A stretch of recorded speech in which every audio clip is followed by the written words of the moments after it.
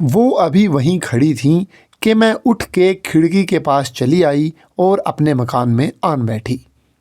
بیگم صاحب میرے چلے آنے کے بعد بہو سے، او ہی بٹیا، تم نے تو اس بڑھیا نگوڑی کو خواہ مخواہ پیٹ ڈالا، اور پھر موئی ایک شفتل بازاری کے لیے، آخر تمہیں اس کی پرچک لینا کیا ضرورت تھی؟ امیرن: اچھا اس کو جانے دیجئے، جیسی اس نے بدزبانی کی تھی اپنی سزا کو پہنچی۔ یہ پوچھئے کہ قصبی خانگیوں سے میل جول کیسا، اور وہ بھی وہ جس سے میاں سے آشنائی ہو۔ ابھی وہ لا کے سر پر بٹھا دیتے تو کیسی مانامت ڈالتی، اور خود فرض کر کے جا کے بلا لائیں۔ بیگم صاحب امیرن سے: اس کی مجال تھی کہ گھر میں لے آتا، ہم نہیں بیٹھے ہیں؟ باہر جس کا جی چاہے آئے، گھر میں کسی کا کیا کام ہے؟ اے لو ان سے، اکبر علی خاں کے باپ سے برسوں حسین باندی سے ملاقات رہی، اس نے کیسی منتیں کیں، میں نے نہیں حامی بھری۔ بوا امیرن میں یہ سوچی کہ آج کو مہمان طریق کھڑی تڑی چلی آئے گی، کل میاں گھر میں بٹھا لیں گے تو یہ چھاتی پر مونگ کون دلوائے گا؟ اپنی پت اپنے ہاتھ ہے، یہ آج کل کی لڑکیوں کو اپنے آگم اندیشے کا خیال نہیں۔ امیرن: سچ ہے بیگم صاحب، اول تو مونڈھے پر بیٹھنے والیوں کا گھر گھرستیوں میں کام ہی کیا ہے؟ اگلے لوگ کہتے تھے ایک درجہ مرد کو گھر میں بلا لے مگر بد عورتوں کو نہ بلائے۔ بیگم صاحب: بوا بات یہ ہے کہ مرد اگر چلا بھی آئے گا تو کیا وہ عورتوں میں گھس کے بیٹھے گا؟ کل کی بات ہے، بھاگڑ کے دنوں میں برسوں حسین خاں ہمارے گھر میں چھپے رہے، پھر بوا ایک گھر کا رہنا سہنا، مگر مجال ہے کہ انہوں نے میرا آنچل تک دیکھا ہو، بات سنی ہو۔ دن دن بھر سہنچی میں گھٹی بھٹی رہتی تھی، ماما اصیلوں سے اشاروں میں باتیں کرتی تھی۔ امیرن: ایک تو یہ کہ تم سہنک کی کھالیواں بیوی صاحبزادی، جب ایسوں کے پاس بیٹھو گی کہاں تک بچاؤ ہوگا؟ کہیں اس نے کتھے چونے کی کلہیوں میں ہاتھ ڈال دیا، تمہاری آنکھ بچا کے کٹورے میں پانی پی لیا۔ دوسرے موئی ٹکائیاں، ان کا اعتبار کیا؟ سینکڑوں عارضے میں بھری ہوتی ہیں، ان کے تو پرچھائیوں سے بچنا چاہیے۔ بیگم صاحب: ایک بات کیا، سبھی باتوں کا بچاؤ ہونا چاہیے۔ پرچھاواں ناگہن ٹونے ٹوٹکے بوا کون کہے، ان کو تو سمجھ نہیں، اور جو کچھ کھلا ہی دے۔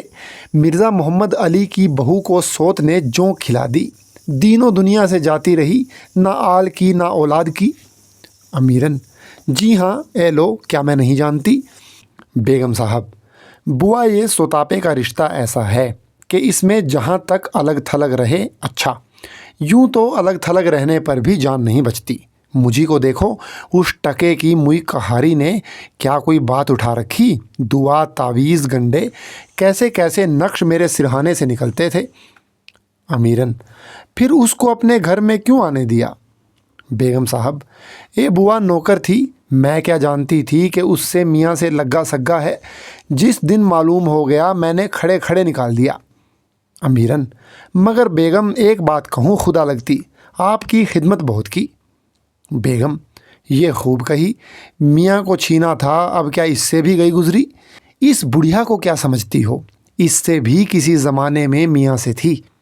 امیرن کہہ کہا لگا کر: نہیں بیگم صاحب۔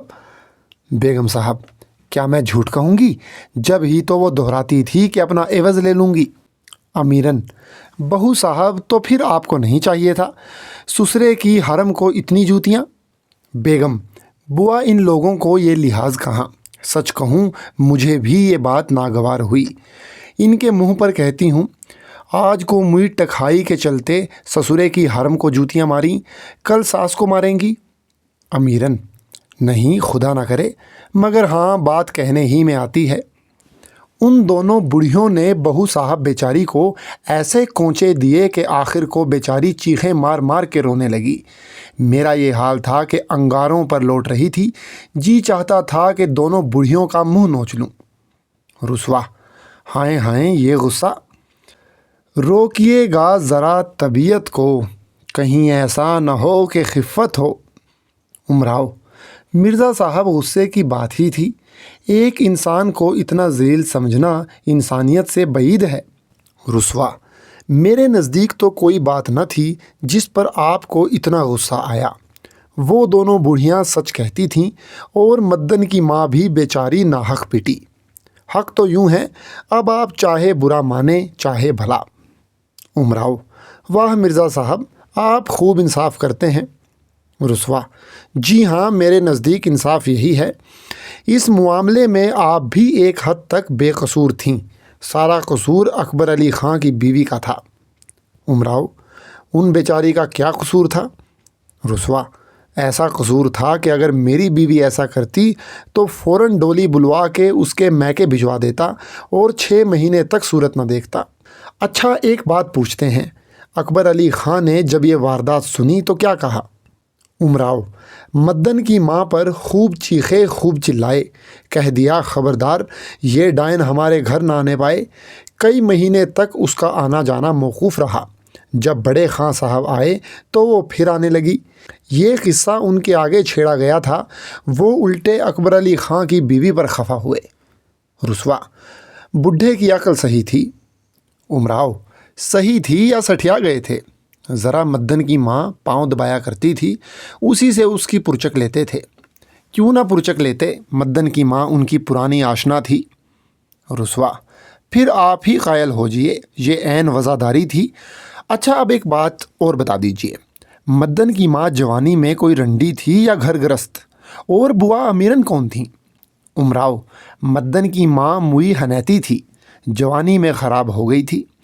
بوا امیرن ایک دیہاتی عورت تھیں، ان کا مکان سندیلا کے ضلع میں تھا۔ ایک جوان بیٹا تھا، وہ بھی بڑے خاں صاحب کے پاس نوکر تھا۔ ایک لڑکی تھی، وہ کہیں باہر بیاہی ہوئی تھی۔ رسوا: بوا امیرن سے اور بڑے خاں صاحب سے تو کوئی تعلق نہ تھا؟ امراؤ: نہ، خدا کو جواب دینا ہے۔ امیرن بڑی نیک عورت تھی، سارا محلہ کہتا تھا کہ وہ جوانی میں رانڈ ہو کے یہاں نوکری کو آئی تھی۔ اس دن سے کسی نے اس کو بدراہ نہیں دیکھا۔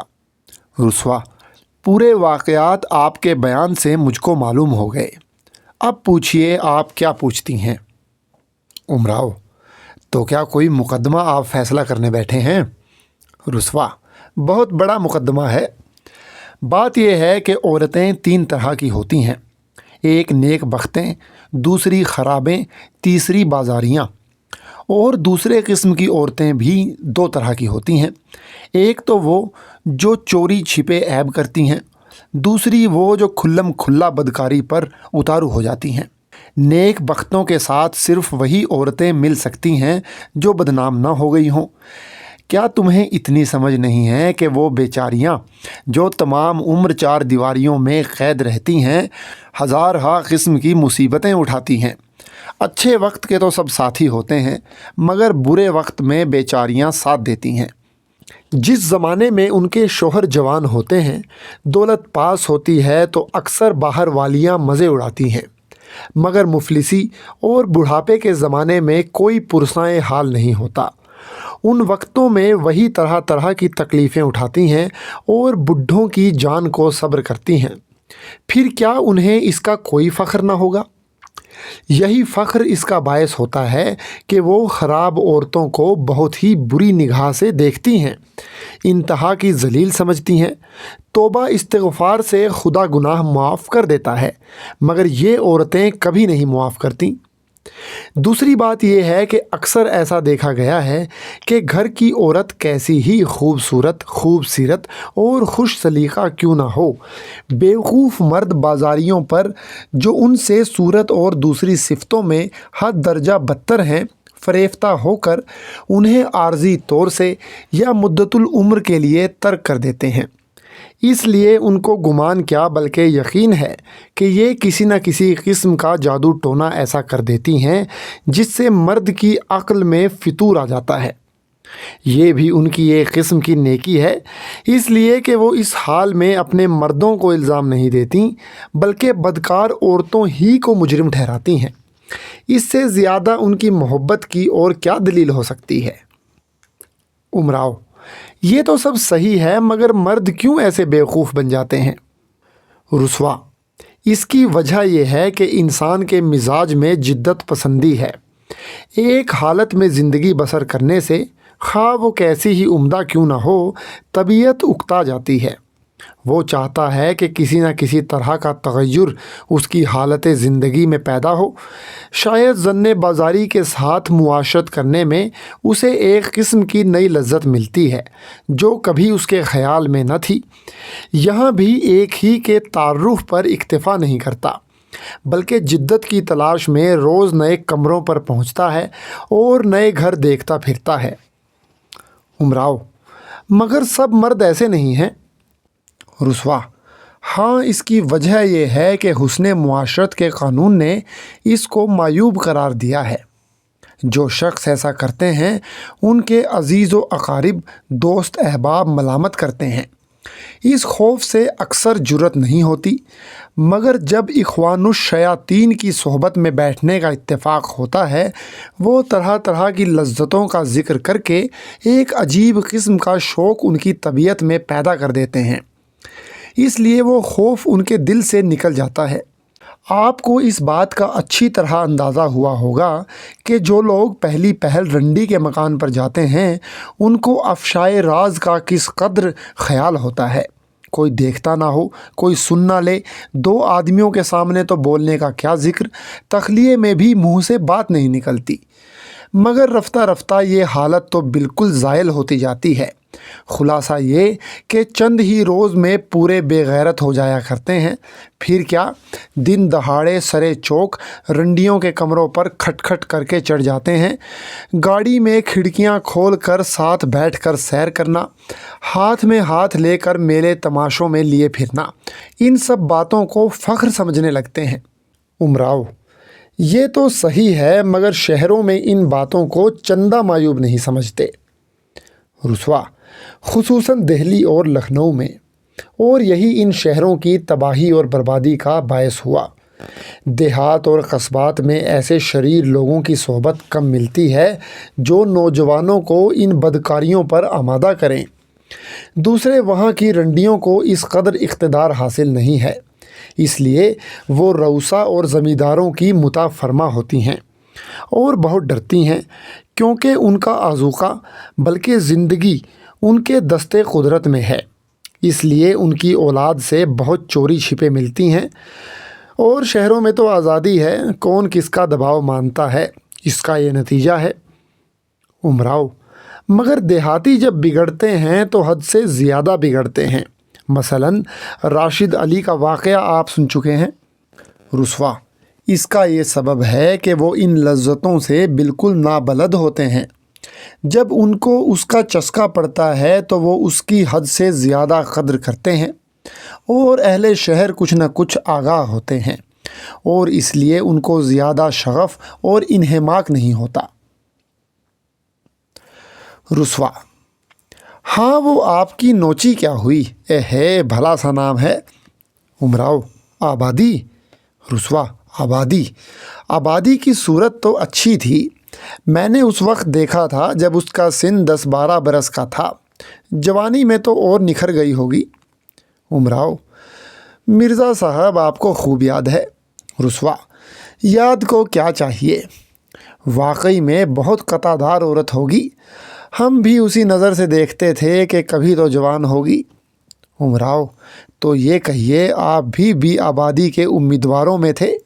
رسوا: سنو امراؤ جان، میری ایک بات یاد رکھنا، جہاں کوئی حسین عورت نظر پڑے مجھے ضرور یاد کر لینا، اگر ممکن ہو تو امیدواروں میں نام لکھوا دینا، اور جو میں مر جاؤں خدا نخواستہ تو میرے نام پر فاتحہ دے دینا۔ امراؤ: اور اگر کوئی مرد حسین نظر آئے تو؟ رسوا: اپنا نام امیدواروں میں اور میرا نام اس کی بہن کے امیدواروں میں لکھوا دینا، بشرطے کہ شرعاً ممنوع نہ ہو۔ امراؤ: کیا خوب، شرع کو کہاں دخل دیا ہے؟ رسوا: شرع کا دخل کہاں نہیں ہے، خصوصاً ہماری شرع جس میں کوئی فروغ گذاشت نہیں کی گئی ہے۔ امراؤ: سیدھی سی ایک بات کیوں نہیں کہہ دیتے؟ شرعاً تو جانتے ہیں یہ عرفاً درست ہے۔ رسوا: یہ اور موقع پر کہا جاتا ہے۔ امراؤ جان، میری زندگی کا ایک اصول ہے، نیک بخت عورت کو میں اپنی ماں بہن کے برابر سمجھتا ہوں، خواہ وہ کسی قوم و ملت کی کیوں نہ ہو۔ اور ایسی حرکتوں سے مجھے سخت صدمہ پہنچتا ہے جو اس کی پارسائی میں خلل انداز ہوں۔ جو لوگ اس کے درغلانے یا بدکار بنانے کی کوشش کرتے ہیں میری رائے میں قابل گولی مار دینے کے ہیں، مگر فیاض عورتوں کے فیض سے مستفید ہونا میرے نزدیک کوئی گناہ نہیں۔ امراؤ سبحان اللہ، رسوا۔ خیر اب اس فضول بات کو رہنے دیجیے، آبادی جان کا حال کہیے۔